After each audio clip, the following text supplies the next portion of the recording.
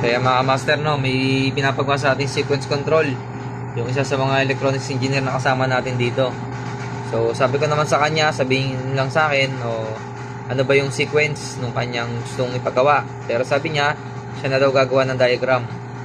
So ito yung kanyang diagram, no. So yan, pictorial. Yung kanyang ginawang diagram, pictorial diagram. So tawag ko dito ay pictorial diagram.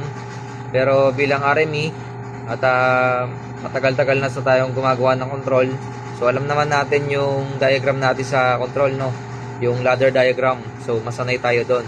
Pero okay lang din naman at basic lang naman yung ganitong diagram sundan, no. Sobrang basic lang yan.